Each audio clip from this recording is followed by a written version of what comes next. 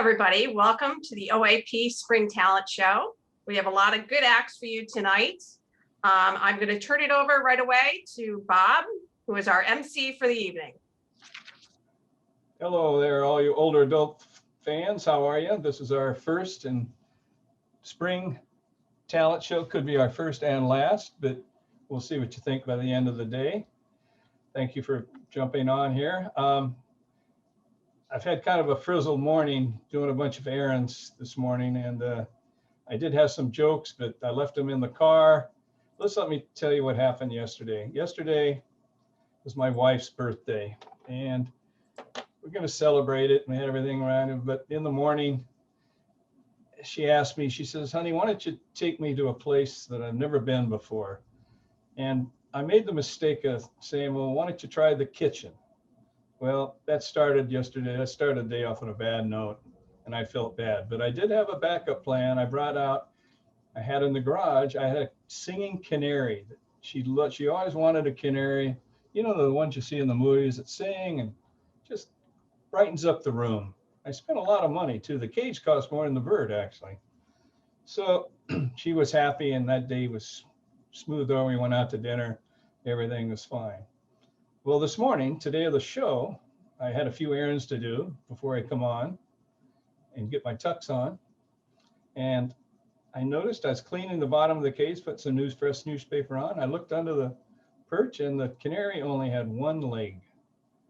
I says, damn, one leg, I spent a lot of money on the cage and everything. I should at least get a canary that has two legs. So I put the canary in the car and off we went. But first, like typical man, I forgot I needed gas, and I had plenty of time the day before, but I didn't get gas. So I was in a hurry. I ran over to the local station. I was filling up the tank, and wouldn't you know it, it overflowed. I wasn't paying attention, and there was gas on the ground.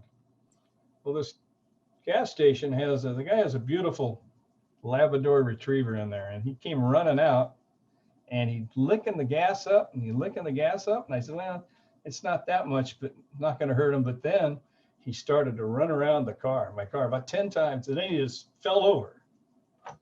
Did he die? No, he ran out of gas, Mary. If that didn't make you smile out there, there's something wrong with you. So now we got the dog thing out of the way. I went back to PetSmart. The manager I saw the night before, he was there. I said, hey, Sam, this bird you sold me yesterday, it was all right. It was nice of you, and Sam said, well, was it singing okay? Did he sing fine? I said, yeah, he was singing fine. It was great. My wife loved he's a singer, but I looked under the perch in the cage this morning. The thing has one leg. And I really think, 2 legs. I paid the nice price. I should have 2 legs. And he says, well, you told me you wanted a singer, not a dancer. Anyway, we got that taken care of. Now I have to go back to the house. My friend Walter was living with us. And for a couple of weeks, he unfortunately, he passed some bad checks and got caught for fraud. And he had to do a couple of weekends down at Twin Towers in jail. So I told him I'd take him down there today, and he can do his time during the week. It's a little better. And on the way down, I said, how's it going there, Walt? You okay there? He said, yeah, it's okay. It's not too bad. I'm not, it's doable. He said, they do something interesting in the evening, though. When lights are out, they tell jokes. And I said, well, that's fine. You like jokes. You have some funny jokes. So he said, yeah, but because some of the guys have been in there a long time, months. One guy's even there a year. They attach numbers to the joke, to the punchline. So when lights are out, you'll hear a guy go 99. Everyone will laugh, laugh, laugh. 22, laugh. They just laugh. They got to carry on for minutes sometimes laughing. I said, well, can I try one? I asked him, can I try one? He said, sure, try one. So I said, 33, dead silence, not a soul, nothing. 52, nothing. 101, 201, dead silence, not a sound. No, not one inmate laugh.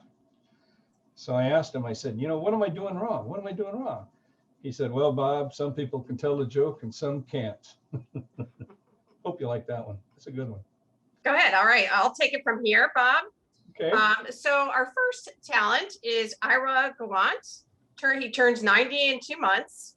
Although recently retired from acting, he worked as a stage actor for many years and eventually joined SAG about 20 years ago. He's appeared in about 50 stage productions in both New York and LA.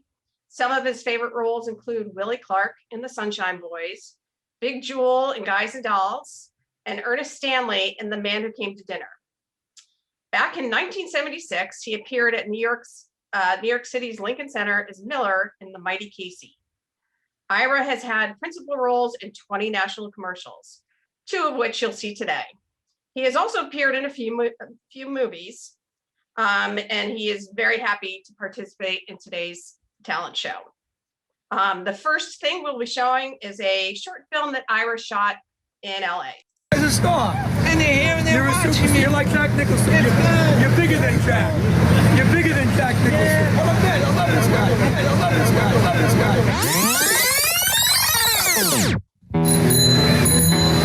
Oh, wait. Yeah. Hi. Yeah, I told him he's there. That's right. I know, it's great, it's great. Give my regards to Broadway. Say hello to Harold Twin. Yeah. All the folks at 42nd. I will soon be there. Making whoopee. My brother. Making whoopee. Yeah. I love that phone. Enough cell phones. This is the phone. This is the phone. I feel like I'm talking to Jackie Mason. You know what? This is the great phone. You're to my client. You know what you're saying? And there's no, you know what? It takes pictures too. I know. You have to just bring the film in to get it developed. I love this guy. I love this guy. You're unbelievable. You know what? You gotta go on Jimmy Kimmel. I am. You are. You're great. You're probably Mel Brooks or something. Was this Mel Brooks? Absolutely. All right. How are you, Mel? How are you? So I had to call Ryder. Terrific. You're great. I love you. He's probably a famous guy. See you later. Okay, let's go. I love go this. To the other place. Make my day. You're great. This guy's great. These people to see me don't believe it. Here I am in Hollywood. It's just great. This is the greatest. Yeah. Yeah, can you believe it? I'm here. This is it. All these people around me. Can you believe this shit? I'm walking on the phone with Elvis. Hey, my buddy. My buddy. Hey, but listen. Hear what he said? You see the gal and I love it. Wait, that's Elvis on the phone. This is the phone. This is the phone. Ira's next commercial is a Spectrum commercial. We'll show that right now. Phone! Does anybody work here? Jeez.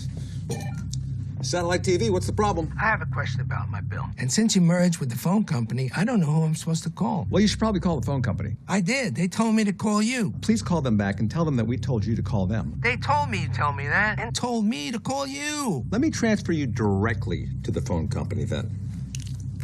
It's time to move on from salary. For customer service without the runaround, get Spectrum. They transferred him back, sir.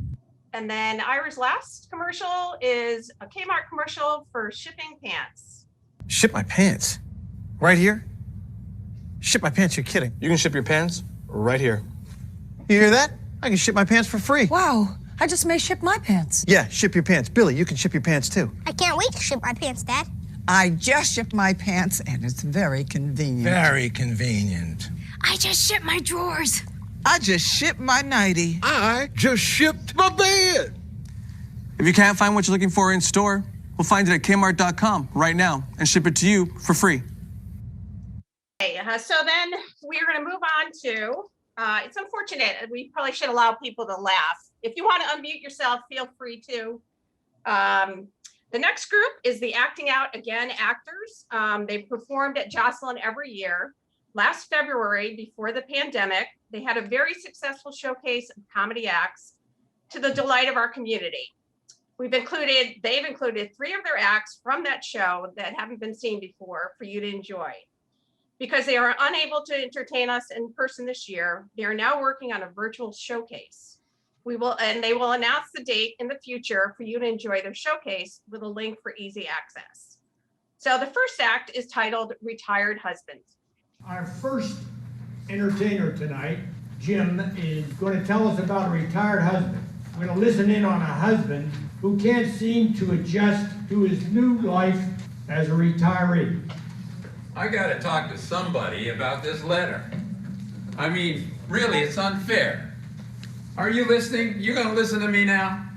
Come on, are you listening? Now, my wife loves to shop at Walmart. And, you know, I'm newly retired, I got nothing to do, so I go with her. She likes to browse.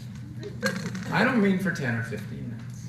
I mean forever. You know what I mean, guys? You know what I mean, guys? Come on! You know what I mean. You've been there before. Yeah. Now, I'm an active guy. I got an imagination. I can't stand around. I'm not going to be twiddling my thumbs while she tries on the 15th dress. Okay? So, what do? Now, Walmart is not Disneyland, if you know what I mean. So, all I did was get creative. Use what's available. I'm telling you. Then comes this letter. I'm going to read it to you. Dear Mrs. Harris, we regret to inform you that both you and your husband are banned from ever entering a Walmart again. Our complaints are as follows. Number 1, July 2nd, your husband went over to Housewares. He set all the alarm clocks to go off at 1 minute intervals. Hey, it sounded better than that stupid Muzak they have. Number 2, he then yelled at a clerk, code 3 in Housewares, get on it right away. This caused the panicked employee to leave her assigned station, resulting in a reprimand that initiated a union grievance. We don't have a code 3. They do now, if I should show up. Number 3, August 4th, he went to the service desk. I'm at the service desk now. You getting that? Yeah. I'm at the service desk. He tried to put a bag of M&Ms on layaway. But I guess 2 years was past the best after date. You know, M&Ms, they only last so long. Okay, so number 4, August 15th, he went to the camping department. Let me go over to the camping department. Set up a tent. He then told passing children to bring pillows and blankets from the bedding department for a sleepover. 20 children showed up. Hey, now the kids are there every Friday. I should get a commission, don't you think? Come on.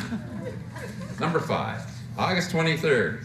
When a clerk asked if he could help him, she could help him, your husband fell to the floor crying and screaming, "Can't you people leave me alone?" EMTs were called. Those drugs they gave me. Wow. I love them. September 15th, hid in a clothing rack. Can you picture it now? I'm in a clothing rack. When people browse through, he'd yell, "Pick me, pick me." Yeah, that's a good one. Number 7, October 22nd, he went to the pharmacy with a box of condoms and asked the clerk where the fitting room was.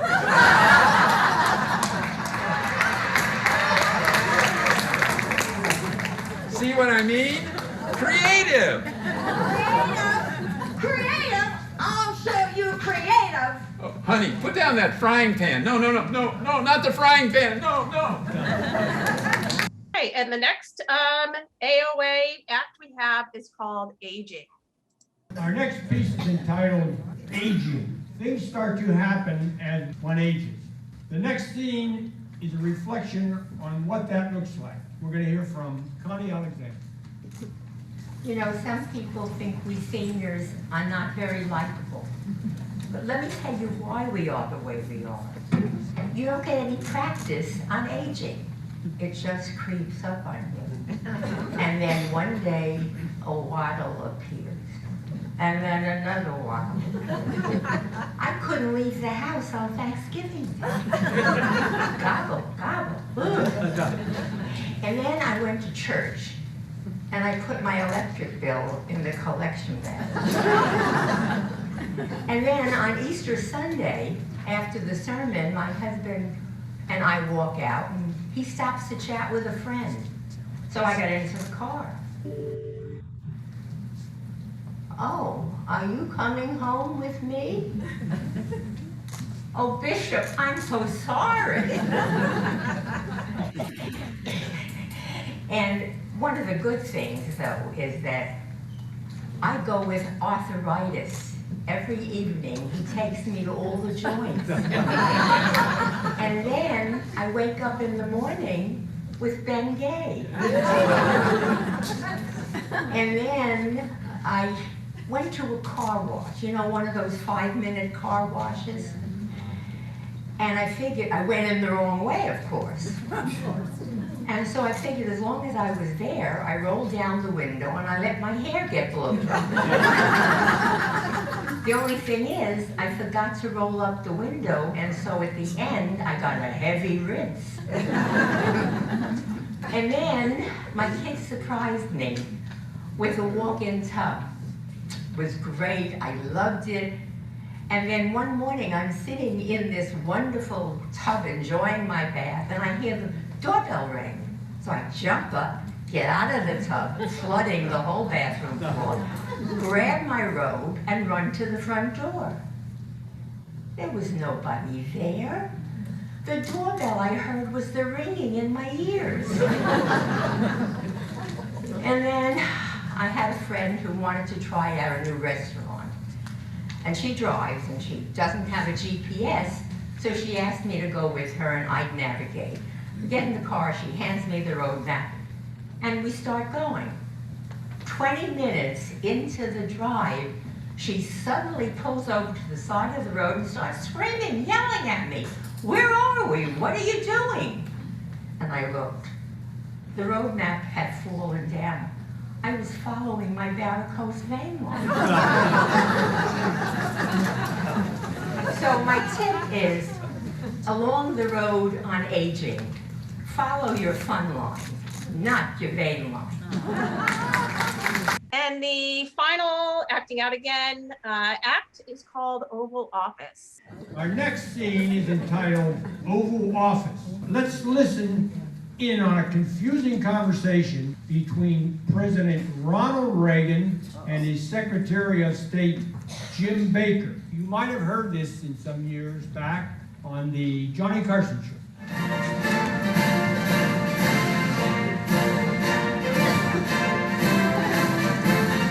Well, now, would you send in Jim Baker, please?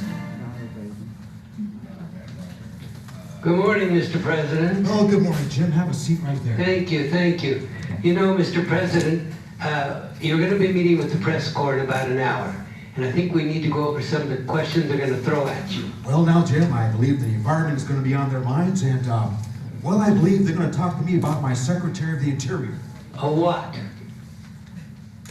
Well, Jim, I believe they're going to talk to me about my Secretary of the Interior. What? Well, now, Jim, I just told you, I believe they're going to talk to me about my Secretary of the Interior. James what? He's your Secretary of the Interior. You're scheduled to go swimming with him tomorrow at the Y. Where? Why? Why? That's right. With what? With what? I don't even know with who, Jim. Not who. What? Well, now, Jim, let me get this straight. I'm going swimming tomorrow with who? What? Where? Why? Well, now, Jim, let's move on to the Middle East here. Now, I need the first name of the head of the PLO, that Arafat guy. Yasser.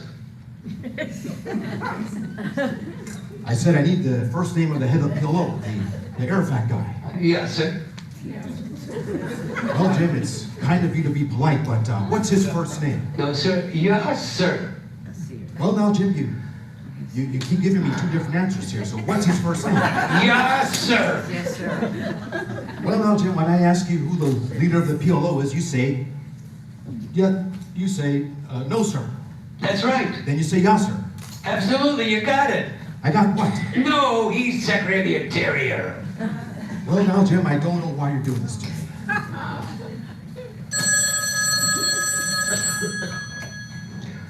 Oval Office, Baker speaking. Oh, okay, you have a call from the Republic of China. Okay, Premier Chung Dong-hu is on the phone for the president. Please hold. Mr. President, who is on the phone?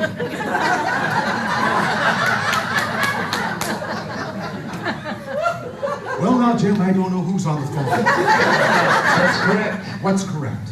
No, he's your Secretary of the Interior. Okay, now, Jim, let's start this all over here. So, just tell me, Jim, who is on the phone? Who's on the phone? Who? Yes, sir.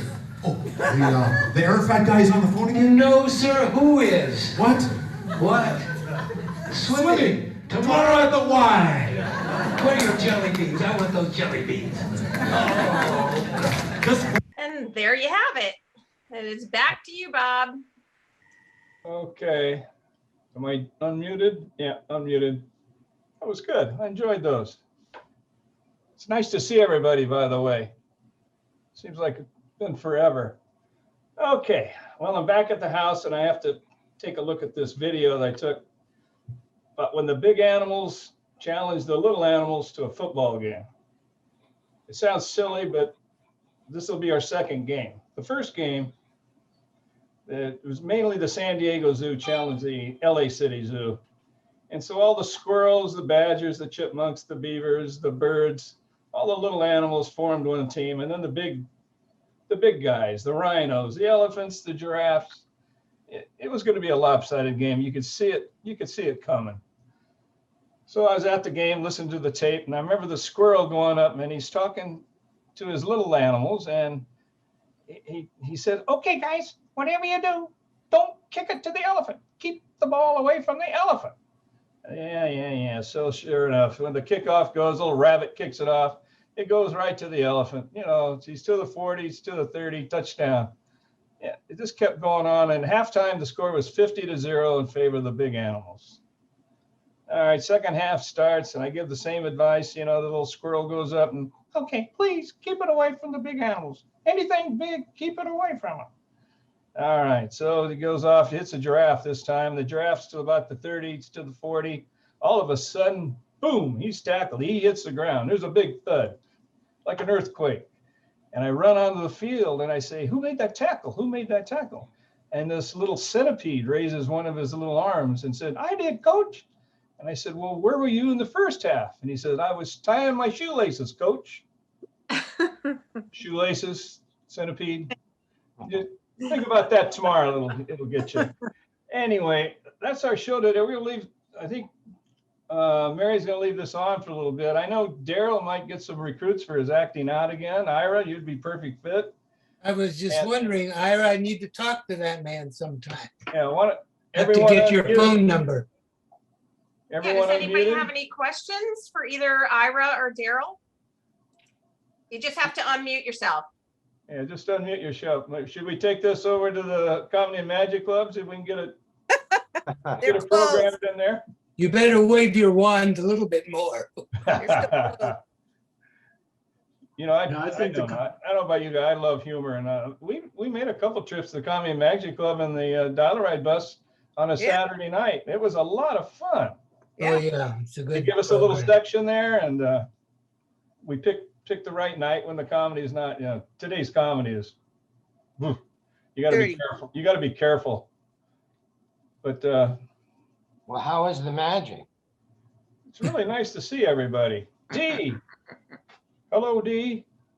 I said, how was the magic?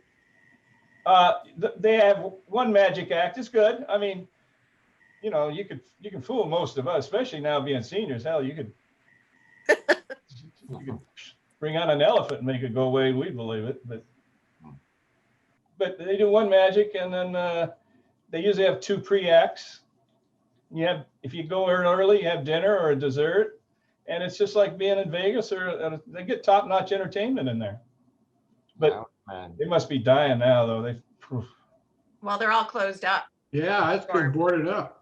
Yeah. Well, think about all the comics. They don't have any venues to appear in, and horrible. Pretty bad. Anybody done anything fun during this time? Besides today, of course. Direct all letters and comments to Jan Buick and Adela. So I think that's it, unless anyone else. Daryl, has- thanks for bringing your stuff in, and Ira, Yeah, thanks thanks. for your contribution. That was very nice of you guys. Oh, it's my pleasure. My pleasure. I'll see you. It's really nice to see you guys again. I miss you. Yeah, very much. But then after a week being back, then I figured, what the hell, I've seen too much of you then, so.